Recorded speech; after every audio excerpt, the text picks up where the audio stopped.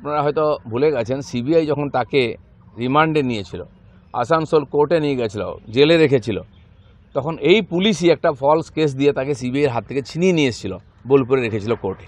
তো পুলিশের তো একটা পাওনাই আছে, তোমরা যদি তাদের তাঁবিদারি করবে তো তোমাদের সঙ্গে চাকর বাকরের মতো ব্যবহার করবে।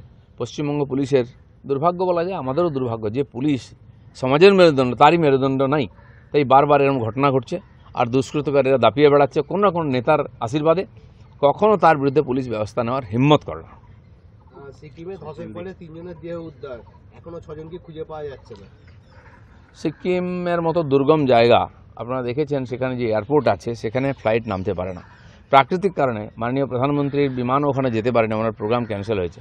এবং প্রত্যেক বছর 1-2বার এরম যে মেঘ ভাঙা বৃষ্টি বলি আমরা, বাদল ফাটে, কয়েক মাস আগে হয়েছিল, প্রচণ্ড ক্ষয়ক্ষতি হয়েছিল গত বছর, আবার শুরু হয়েছে। উত্তরাখণ্ডে দেখেছি আমরা, হিমাচলে দেখেছি, এই যে মেঘ ভাঙা বৃষ্টি হয় এই পাহাড়ের বিশেষ এলাকায়, হিমালয়েতে এই ধরনের ঘটনা বারে বারে হয়ে থাকে। খুবই ভয়ঙ্কর এবং খুবই দুঃখজনক। যে জওয়ানরা শহীদ হয়েছেন বা এখনও নিখোঁজ আছেন তাদের খুঁজে বার করা উচিত, তাদের পরিবারের সঙ্গে আমরা আছি। কিছুদিন আগে মুর্শিদাবাদের বিভিন্ন জায়গা উত্তপ্ত হয়েছিল, সেই সময় ফারাক্কাকে একটি নতুন মহকুমা করার সিদ্ধান্ত নিয়েছে রাজ্যের মুখ্যমন্ত্রী। মহকুমা করে দিলে কি এই ধরনের মহকুমা করাটা কোনো সমাধান নয়।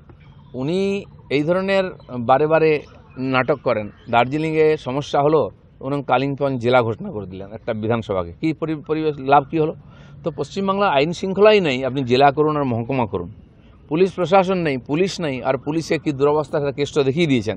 সেটা মহকুমা জেলা করে মানুষকে হয়তো আইওয়াস করা যায়, কিন্তু এই সমস্যার সমাধান হবে না, কারণ এই সরকার যতদিন থাকবে এই সমস্যার সমাধান হবে না, সমস্যা বাড়বে।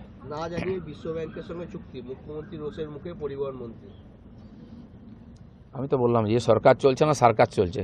কোন মন্ত্রী কী করছে মুখ্যমন্ত্রী জানেন না? কী করে হতে পারে এটা? আর বিশ্বব্যাংকের সঙ্গে এগ্রিমেন্ট হয়ে যাচ্ছে, মুখ্যমন্ত্রী জানতে পারছেন না? তিনি কি এখনও মুখ্যমন্ত্রী আছেন না অন্য কেউ হয়ে গেছে?